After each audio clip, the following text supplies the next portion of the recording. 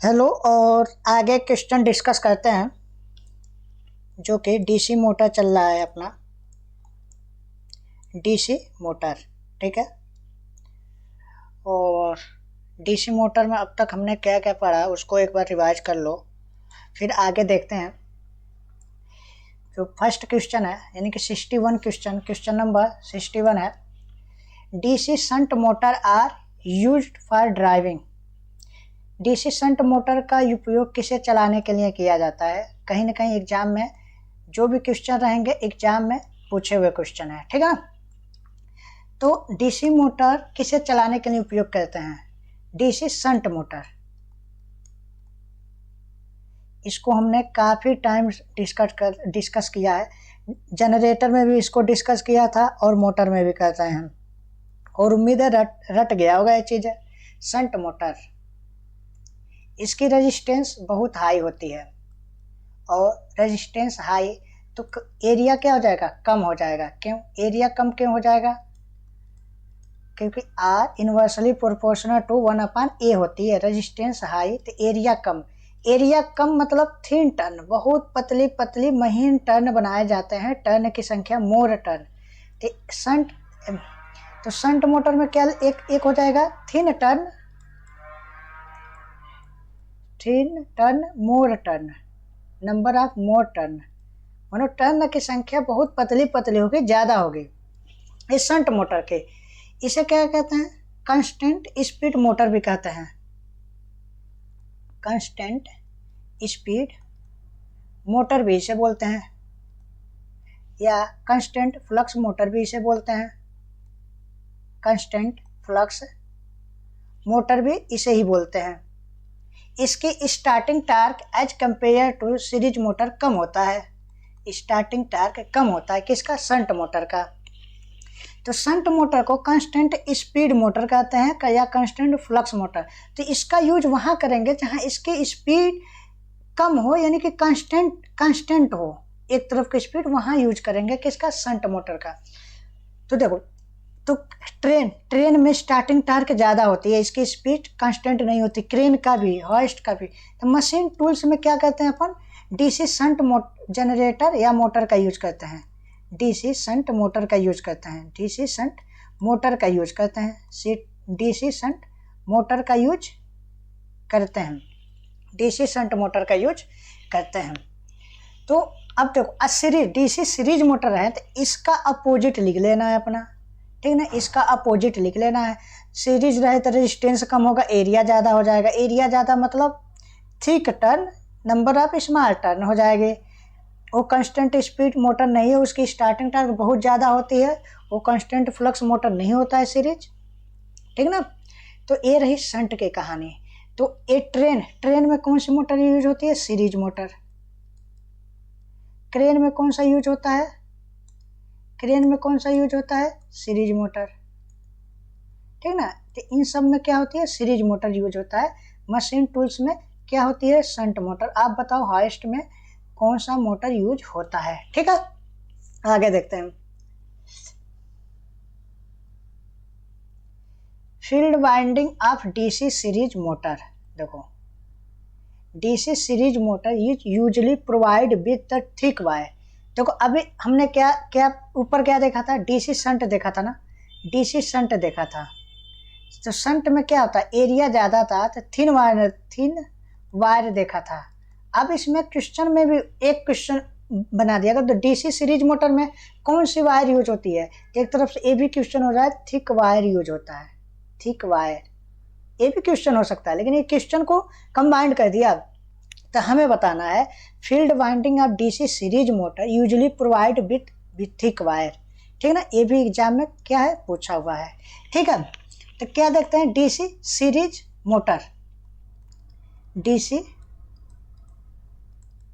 Series motor ये क्या होता है बताओ? इसकी स्टार्टिंग टार्क क्या होता है? ज़्यादा होता है। इसका स्टार्टिंग टार्क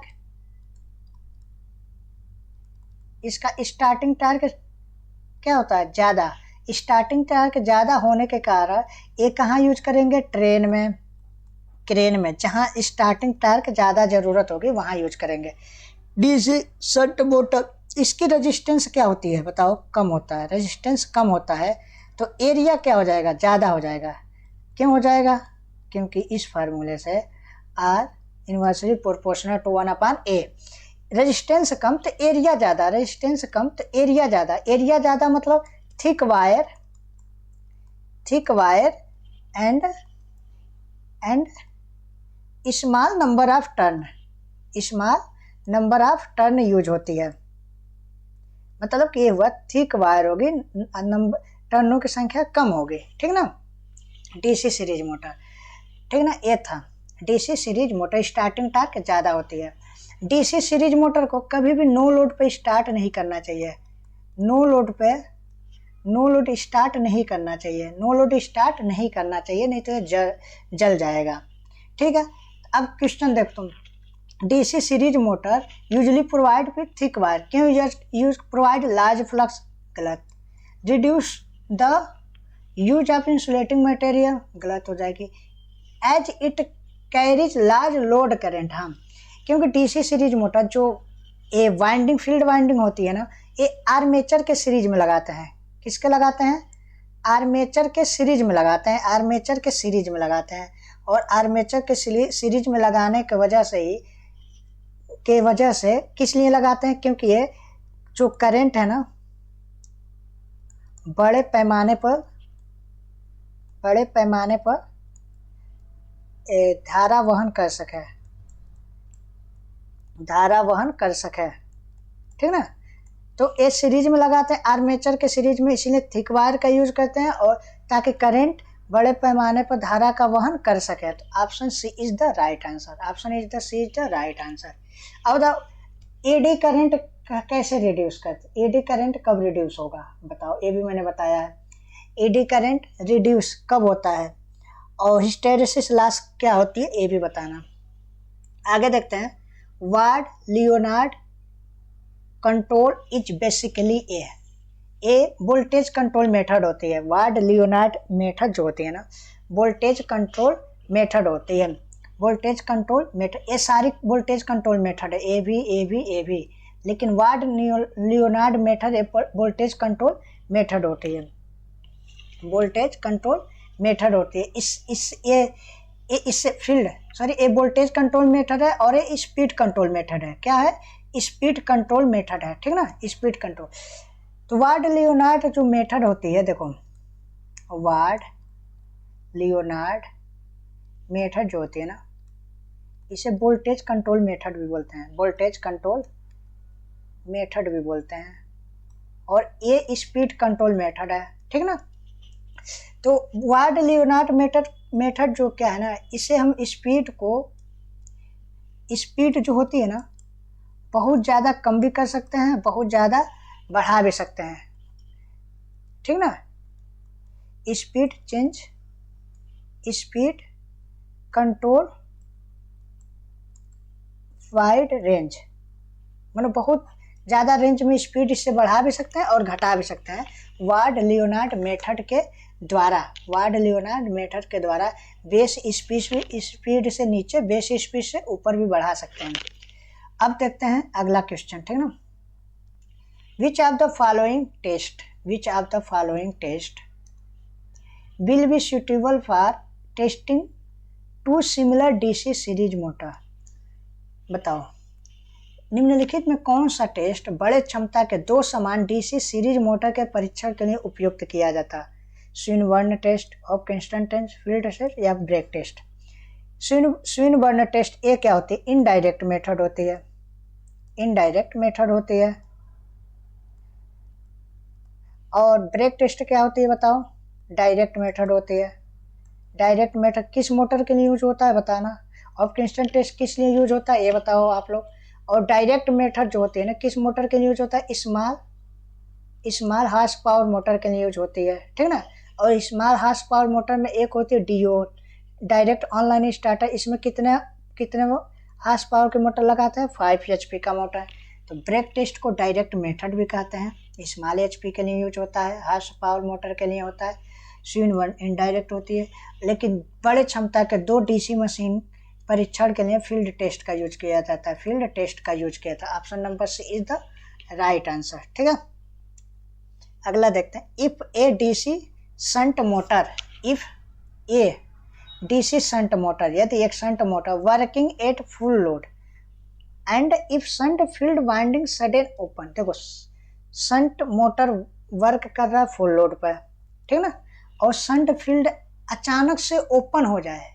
अचानक से ओपन होने का मतलब एक बार कुछ में फील्ड वाइंडिंग में जाने वाला करंट जीरो हो जाएगी। मान लो कोई सर्किट क्लोज है और ये सर्किट ओपन हो गया तो ऐसे बन जाएगा, तो इसमें यहाँ का करंट क्या हो जाएगा, जीरो हो जाएगा। करंट जीरो मतलब फ्लक्स जीरो, फ्लक्स के जीरो का होने का मतलब 1/5, यानी कि स्पीड अनंत हो जाएगी, यानी कि स्पीड बहुत ज़्यादा हो जाएगी। स्पीड बहुत ज़्यादा हो जाएगी, स्पीड कब ज़्यादा होगी, तब करंट को मैक्सिमम गेन करेगा। तो इससे क्या हो जाएगी, हमारा जो मोटर रहेगी वो क्या हो जाएगा, जल जाएगा। क्या करेगा, जल जाएगा। तो क्या इसका ऑप्शन देखते हैं। This will make armature take heavy current, सही है यहाँ तक। पॉसिबिलिटी बर्न इट, ये भी सही है, यानी कि ए इज द राइट ऑप्शन। और भी देख लेते हैं इसके ऐसा ही ऑप्शन तो नहीं है इसके simultaneous. This is result in excessive speed, excessive speed सही है। Possibility destroying armature due to action, देखो आर्मेचर को ही नहीं, उस मोटर को ही डिस्ट्रॉय कर देगा, वो उसी को ही जला देगा, केवल आर्मेचर को थोड़ी चलाएगा, उसको, उस मोटर को ही जला देगा। Nothing will happen to motor, motor को कुछ नहीं होगा, तो बकवास क्वेश्चन है। मोटर को क्यों नहीं कुछ होगा भाई, motor will come to stop, motor stop थोड़ी ना हो रहा है, जल की राख हो जाएंगे, ठीक ना, इसीलिए ठीक ना, जल का क्या हो जाएगा, राख हो जाएगा। तो option A is the suitable answer, ठीक ना। In a DC motor constant torque is produced due to, बताओ, in a DC motor constant torque is produced to. अब देखो कांस्टेंट टार्क आ गई ना, कांस्टेंट टार्क आ गए, तो देखते हैं इसका right option D, commutator is the right option, commutator is the right option, ठीक ना। और एक डीसी मोटर का कांस्टेंट टार्क क्या मतलब किसके कारण प्रोड्यूस होता है, तो कम्यूटेटर के कारण। कम्यूटेटर किसके बने होते हैं, हार्ड ड्रॉन कॉपर के बने रहते हैं कम्यूटेटर, हार्ड ड्रॉन कॉपर के बने होते हैं। इसी में क्या रहता है, माइका का इंसुलेटर लगाए रखते हैं। कम्यूटेटर में एक सेगमेंट होते हैं, उनके बीच में माइका का इंसुलेटर लगाया जाता है। इंसुलेटर हाई रेजिस्टेंस मेजर करने के लिए किसका यूज करते हैं, मेगर का यूज करते हैं। इंसुलेटर से याद आया तो, ठीक है। कम्यूटेटर, तो कम्यूटेटर मान लो डीसी मोटर को किसे देख के, डीसी मोटर को पहचानने का क्या तरीका है, डीसी मोटर को आइडेंटिफाई किससे करोगे, कम्यूटेटर से, कम्यूटेटर से। एक होती है कांस्टेंट टार्क, एक किसमें कांस्टेंट टार्क किसमें मिलता है, कौन से स्पीड कंट्रोल में मिलता है, फील्ड कंट्रोल मेथड में। फील्ड कंट्रोल मेथड में क्या मिलता है, कांस्टेंट टार्क मिलता है। फील्ड कंट्रोल मेथड में क्या मिलता है, कांस्टेंट टार्क मिलता है। एक constant torque field control method से मिलता है। ये बेस स्पीड से ज़्यादा स्पीड प्राप्त करने के लिए constant torque field control method में मिलता है, ठीक है। आगे देखते हैं, इसका आंसर क्या हो जाएगा, डी।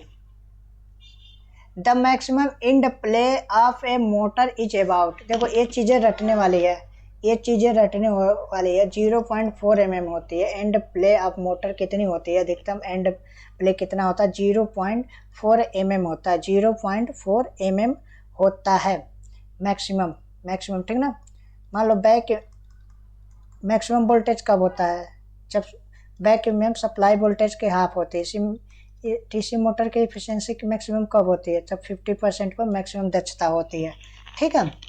ऐसे ही है, मान लो बैक में क्या हो जाएगी, NPZ5/60A हो जाएगी। ये मैंने बता दिया है, रिवाइज के तौर पे बता रहा हूँ, ठीक है ना, 60A हो जाएगी। और EB डायरेक्टली प्रोपोर्शनल टू क्या होती है, φN होती है, φN फ्लक्स और स्पीड पर डिपेंड करता है, ठीक है। आगे चलते हैं। The variable resistor shunting the field of A series motor is called. बताओ, वेरिएबल रजिस्टर सीरीज मोटर है, मान लो ये सीरीज मोटर है ना, वेरिएबल रजिस्टर शंट माने समांतर में जोड़ते हैं एक वेरिएबल रजिस्टर, मतलब बदलने वाला रजिस्टर, उसे क्या कहते हैं? उसे कहते हैं फील्ड डाइवर्टर। फील्ड डाइवर्टर क्या बोलते हैं? फील्ड डाइवर्टर बोलते हैं। ये भी क्या है? स्पीड कंट्रोल के लिए यूज किया जाता है, ठीक ना। जैसे कैसे, मान लो कि ये फील्ड डाइवर्टर रजिस्टर का मान बहुत अधिक कर दिए। अब देखो, फील्ड डाइवर्टर का मान बहुत अधिक कर दिए तो इससे करंट पास नहीं होगा। मैक्सिमम करंट किससे पास होगा? फिर सीरीज से, ISE करंट ज़्यादा हो जाएगी, ठीक ना। इसी तरह इससे डाइवर्टर रजिस्टर की मदद से ही हम स्पीड को क्या कर सकते हैं? कंट्रोल कर सकते हैं। शंटिंग, वेरिएबल रजिस्टर शंटिंग माने फील्ड सीरीज, ये फील्ड के शंटिंग मतलब समांतर में पैरेलल में लगा दिए ये वेरिएबल रजिस्टर। और देखो ये है रजिस्टर, जैसे मैंने ऐसे किया तो इसका मतलब होगा वेरिएबल रजिस्टर यानी कि बदलने वाला रजिस्टर। इसे क्या कहते हैं? फील्ड डाइवर्टर बोलते हैं। क्या कहते हैं? Field diverter. The motor apply in blower and fan is, देखो इसका आंसर आप लोग बताना, ठीक ना, इसका आंसर आप लोग बताना। DC शंट मोटर, इसे कांस्टेंट स्पीड मोटर भी बोलते हैं। कांस्टेंट स्पीड मोटर या कांस्टेंट फ्लक्स मोटर भी बोलते हैं, ठीक ना। कांस्टेंट फ्लक्स मोटर भी बोलते हैं। शंट, ठीक ना, DC शंट, इसका क्या होता है? इसका क्या होता है? रेजिस्टेंस ज़्यादा होता है, इसका रेजिस्टेंस ज़्यादा होता है, तो एरिया क्या होता है? कम होता है। एरिया क्या होता है? कम होता है। तो एरिया कम होता है तो thin wire more number of turn use करते हैं, ठीक है, मोर नंबर ऑफ टर्न यूज करते हैं, ठीक है। सीरीज मोटर, इसका बताओ, ये इसका स्टार्टिंग टार्क ज़्यादा होता है। सीरीज मोटर का स्टार्टिंग टार्क क्या हो जाता है? ज़्यादा होता है। ये वहाँ यूज करते हैं जैसे ट्रेन, क्रेन, इनमें स्टार्टिंग टार्क की ज़रूरत ज़्यादा होती है, वहाँ यूज करते हैं। इनमें क्या होती है? रेजिस्टेंस कम होती है और एरिया ज़्यादा होती है। तो इसका मतलब क्या हुआ? Thick wire small number of turn use करते हैं, ठीक है। और DC डिफरेंशियल कंपाउंड मोटर में क्या होती है? सीरीज शंट फ्लक्स जो होती है ना, सीरीज फ्लक्स का विरोध करती है, ठीक ना। और इनमें से कोई नहीं। तो ये ऑप्शन बताना है, motor apply blower and fan में कौन सी मोटर यूज करते हैं? बताओ। मैंने देखो ये जो बताया हूँ ना, इसको अगर जो ध्यान से पढ़ोगे ना, केवल इन दोनों ऑप्शन को, इसमें बहुत सारा क्वेश्चन भी मिल गया, क्वेश्चन का आंसर भी मिल गया, DC शंट मोटर DC, और इसी में से ये भी आंसर मिलेगा। थोड़ी सी दिमाग दौड़ाओ और ये बता दोगे, ठीक है ना। आगे चलते हैं। निम्नलिखित मोटरों में किसकी गति परिवर्तनशील नहीं होती है? बताओ, किसकी गति परिवर्तन नहीं कर सकते हैं? तो शंट मोटर। अभी ऊपर क्या लिखा है? इसे कांस्टेंट स्पीड मोटर भी बोलते हैं। इसे कांस्टेंट स्पीड मोटर का मतलब ये मोटर वहाँ यूज किया जाता है जहाँ कांस्टेंट स्पीड की ज़रूरत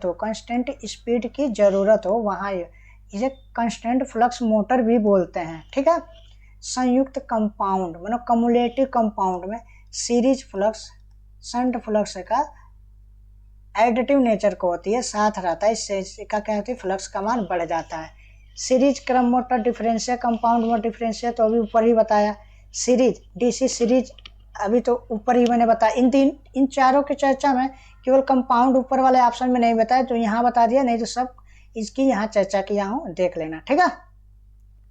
तो इसका आंसर किसकी नहीं, DC शंट मोटर, इसका राइट आंसर ए है। अब देखो, कांस्टेंट स्पीड मोटर होती है, कांस्टेंट फ्लक्स मोटर होती है। अब ये जाना ब्लोअर और फैन में कौन सा यूज करते हैं, क्यों यूज करते हैं, इसका स्पीड कांस्टेंट होता है कि अनकांस्टेंट होता है? अब ये देखो, कांस्टेंट होता है, वेरिएबल होता है, देख लो, ठीक है। आगे देखते हैं। शुरू में स्टार्टिंग में DC मोटरों में निम्नलिखित में क्या नहीं होता है? मान लो कोई मोटर है तो स्टार्टिंग में क्या क्या नहीं होगा, करंट जीरो होगा, यानी कि करंट नहीं होगा, वोल्टेज भी जीरो होगा, और बताओ वोल्टेज जीरो के बाद रेजिस्टेंस भी जीरो होगा, ठीक है ना। जीरो मतलब बहुत कम डिस्प्ले डिजाइन किया है, और ये चलेगा, और क्या स्पीड क्या होगी, जीरो होगी। स्टार्ट का मतलब स्पीड भी जीरो होगी। मोटर अगर जो रुका हुआ है, शुरू का मतलब स्टैंड स्टिल कंडीशन, यानी कि मोटर अभी चलना शुरू नहीं किया है, उसमें क्या होगा, मोटर स्थिर रहेगा, सही है। बैक ईएमएफ जीरो होगा, ये भी सही है। आर्मेचर का रेजिस्टेंस बहुत कम होगा, ये भी सही है। आर्मेचर गतिशील होगा, ये गलत होगा। अब शुरू में आर्मेचर गतिशील कैसे होगा, शुरू मतलब हुआ कि मोटर अभी चलना शुरू नहीं किया है, ठीक ना। तो D is the right option, D is the right option, ठीक है। डीसी मोटर द्वारा व्युत्पन्न आर्मेचर करंट के अनुपातिक होती है, ठीक ना। टार्क, ठीक ना, मोटर लगाए गए वोल्ट, ठीक ना। क्या है, डीसी मोटर द्वारा उत्पन्न आर्मेचर करंट किसके अनुपातिक होती है। देखो द्रव्यमान में आर्मेचर करंट आएगा ही नहीं, मोटर की गति में एन में भी नहीं आएगा। देखो एन डायरेक्टली प्रोपोर्शन तो आई होता ही नहीं है। सीरीज मोटर के केस में एन डायरेक्टली प्रोपोर्शन 1/I होता है, ठीक ना, ये भी गलत हो गया। लगाए गए बोल्ट में भी गलत हो जाएगा। तो टार्क में जो होता है, आता है टार्क में K∅I है। तो आर्मेचर करंट किसके समानुपाती हो गई, टार्क के, आवश्यक टार्क के। A is the right option, A is the right option, A is the right option, ठीक है। और बताओ सीरीज मोटर की जो एन और IA के बीच में ग्राफ ए मिलता है, एन और IA के बीच में ग्राफ ए मिलता है, रेक्टेंगुलर हाइपरबोला। क्यों, क्योंकि एन डायरेक्टली प्रोपोर्शनल 1/phi है, और phi ए और IA के समानुपाती होती है, ठीक ना। आगे देखते हैं, स्टेटर बोल्टता नियंत्रण विधि में गति का नियंत्रण किस तरह किया जाता है। देखो स्टेटर बोल्टता, क्या स्टेटर, देखो पहली बात तो क्वेश्चन को समझना है, बहुत सारे क्वेश्चन केवल कॉमन सेंस से हो जाता है। स्टेटर वोल्टेज कंट्रोल, तो स्टेटर वोल्टेज कंट्रोल का मतलब हमें कहीं ना कहीं स्टेटर और वोल्टेज से ही मतलब रहेगा। तो कैसे कम किया जाए, अब बताओ। सप्लाई को परिवर्तित करके, गलत गलत गलत। प्रतिरोध की मात्रा घटा के बढ़ा कर, सप्लाई वोल्टेज को परिवर्तित करके ही स्टेटर वोल्टेज को नियंत्रित कर दिया जाता है। क्योंकि मोटर है, सप्लाई वोल्टेज स्टेटर पर दिया जाता है ना, तो सप्लाई वोल्टेज को ही चेंज कर दो तो हमारा स्टेटर वोल्ट का नियंत्रण इसी से क्या हो जाएगा, सप्लाई वोल्टेज को ही चेंज कर दो, ठीक है। ए इज द राइट ऑप्शन। निम्नलिखित में कौन सा मोटर स्टार्टर का प्रकार नहीं है, कौन सा मोटर स्टार्टर का प्रकार नहीं है। देखो 2 पॉइंट स्टार्टर सीरीज मोटर के लिए यूज किया जाता है। 2 पॉइंट स्टार्टर किसके लिए यूज होता है, सीरीज मोटर के लिए यूज होता है, सीरीज मोटर के लिए।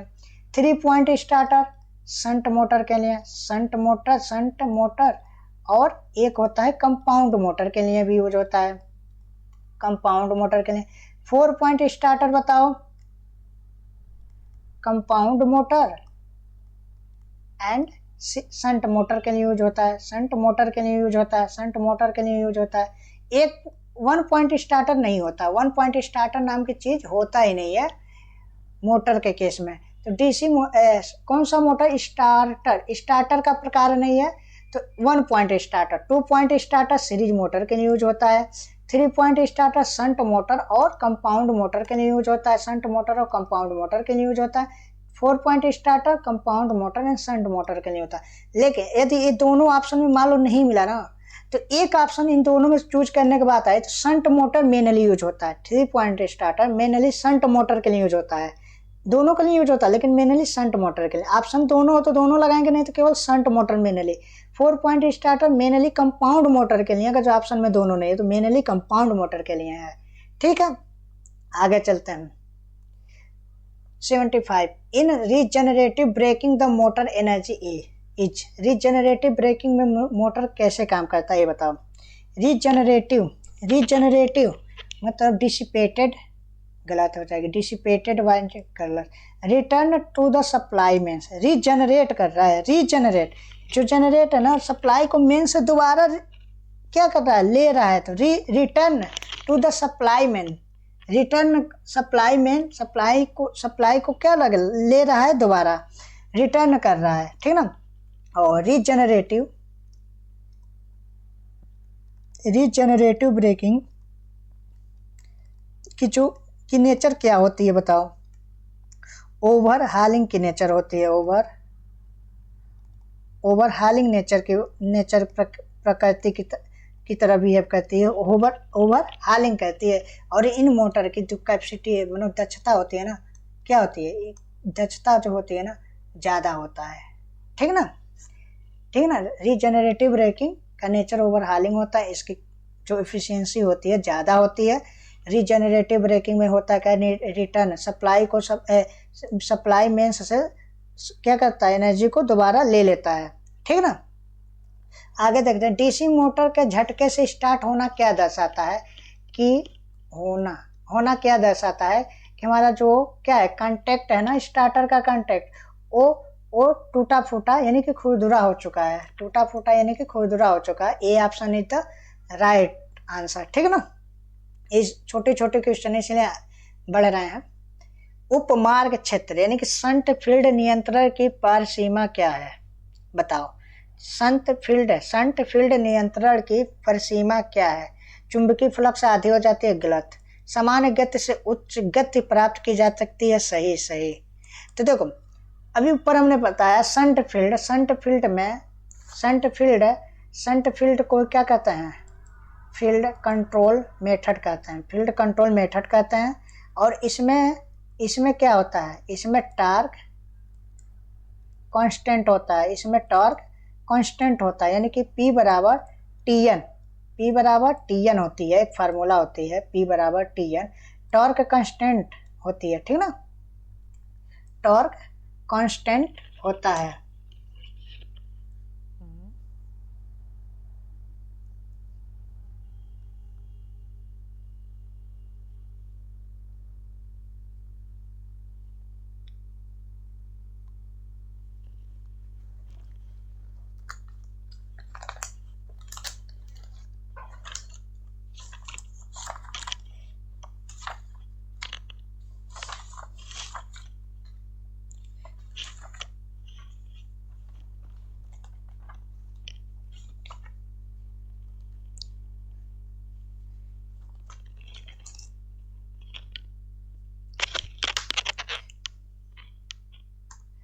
सॉरी, थोड़ी सी करेक्शन कर लेना, फ्लो में बोल दिया, लेकिन थोड़ी सी करेक्शन कर लेना। इसमें संट फील्ड में होता है क्या, इसे फील्ड कंट्रोल मेथड भी बोलते हैं,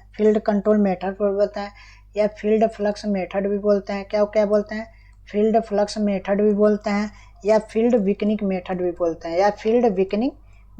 बोलते हैं, ठीक ना, फील्ड विकनिंग मेथड। इसमें टॉर्क कांस्टेंट नहीं होता है, ठीक ना।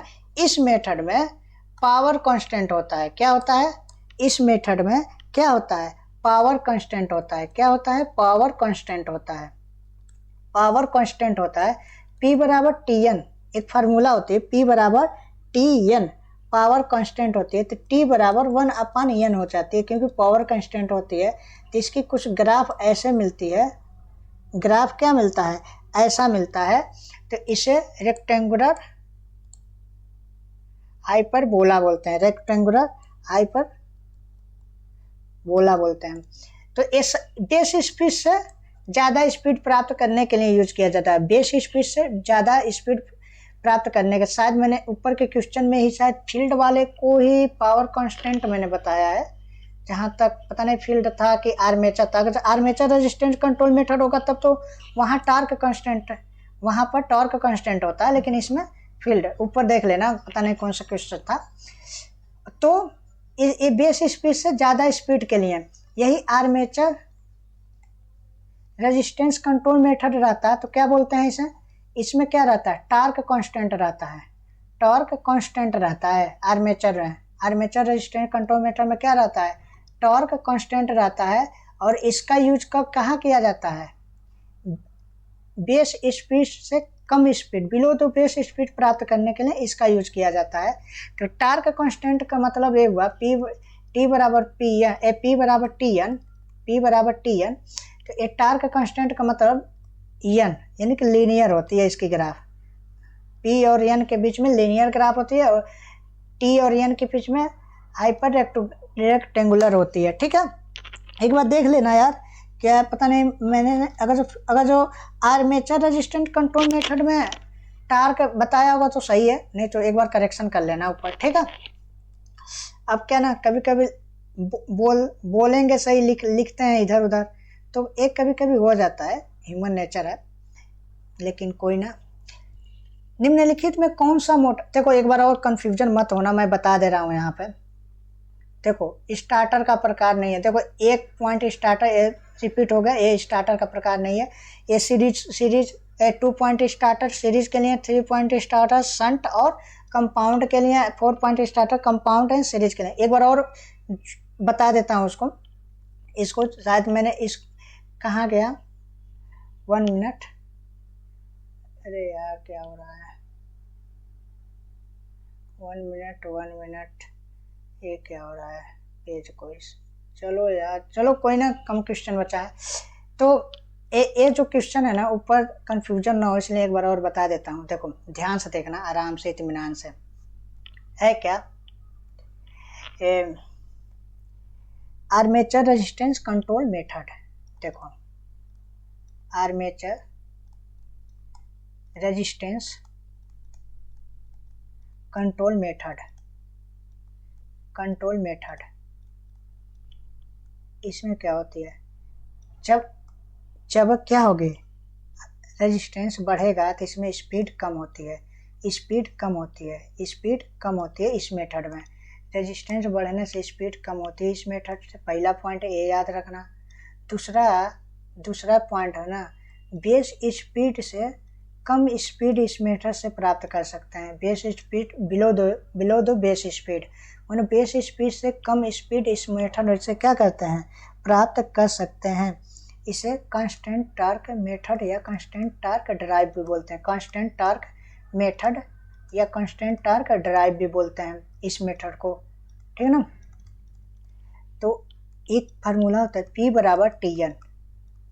एक टार्क कांस्टेंट हुआ P बराबर एन, यानी कि ये जो आर्मेचर रेजिस्टेंस कंट्रोल मेथड है इसमें लीनियर ग्राफ मिलेगा। किसे, लीनियर ग्राफ मिलता है। ठीक है ना, अब दूसरा देखते हैं। ठीक है ना, दूसरा क्या है, फील्ड कंट्रोल मेथड या फील्ड फ्लक्स मेथड या field weakening method, field control method. इसमें क्या कहते हैं, बेस स्पीड से ज़्यादा स्पीड प्राप्त करने के लिए, बेस स्पीड से ज़्यादा स्पीड प्राप्त करने के लिए, बेस स्पीड से ज़्यादा स्पीड प्राप्त करने के लिए, एबव द बेस स्पीड से ज़्यादा स्पीड। इसमें क्या होती है बताओ, पावर कांस्टेंट मेथड इसे बोलते हैं, पावर कांस्टेंट मेथड बोलते हैं। P बराबर टी एन होती है, तो ये क्या हो गया, पावर कांस्टेंट हो गया, 1/n हो जाएगा। 1/n का मतलब रेक्टेंगुलर हाइपर बोला हो जाएगा। ठीक ना, बेस स्पीड से कम स्पीड, और इतना ही था इसमें। ठीक ना, आगे देखते हैं। तो इसमें रेजिस्टेंस बढ़ाने पर स्पीड घट रहा था, तो इसमें रेजिस्टेंस बढ़ाने पर स्पीड क्या होगा, बढ़ेगा। ठीक ना, ये थोड़ी सी मैंने एक लाइन इधर उधर बोला, इसलिए कोई कंफ्यूजन ना हो, इन चीज़ को रट लो और एग्जाम में आएगा, बहुत इंपॉर्टेंट क्वेश्चन है। ठीक ना, इसमें से बहुत सारा क्वेश्चन है, ये ना सोचना एक क्वेश्चन है। केवल ये बोलेगा आर्मेचर रेजिस्टेंस कंट्रोल मेथड में रेजिस्टेंस बढ़ाने पर क्या होता है, स्पीड घटता है। इसका यूज किस लिए करते हैं, बिलो तो बेस स्पीड से नीचे के लिए। कौन सा मेथड है, कांस्टेंट टार्क मेथड है कि पावर टार्क मेथड है, कांस्टेंट टार्क मेथड। इसमें ग्राफ कैसा मिलता है, P और N के बीच में लीनियर मिलता है। ऐसे इसका भी आंसर कई सारा क्वेश्चन हो गई। ठीक है, आर्मेचर डाइवर्टर नियंत्रण विधि में प्रयुक्त परिवर्तनशील प्रतिरोध को क्या कहते हैं। देखो, केवल लैंग्वेज चेंज किया है, डाइवर्टर बोलते हैं। केवल लैंग्वेज ही क्या किया, इसमें केवल लैंग्वेज ही चेंज किया है। ठीक ना, डाइवर्टर बोलते हैं, केवल लैंग्वेज ही चेंज किया है। उसमें था सीरीज के सीरीज फील्ड के समांतर में जो वेरिएस्टर रहते हैं उसे क्या कहते हैं, डाइवर्टर। इसमें भी क्या कहते हैं, डाइवर्टर बोलते हैं, केवल लैंग्वेज को थोड़ी सी चेंजेबल बोला है, ठीक है। डीसी मोटर का फ्रेम होता है, क्लोज होता है भाई। डीसी फ्रेम क्या होता है, क्लोज होता है, खुला होता है, गलत। डीसी जनरेटर का फ्रेम के समान, जरूरत के मुताबिक खुलता तो है नहीं, जालियों में बंद। हाँ, इसका आंसर ए हो जाएगा। Answer is the A, right answer. ठीक है, समझ है, उम्मीद आया होगा। Thank you so much.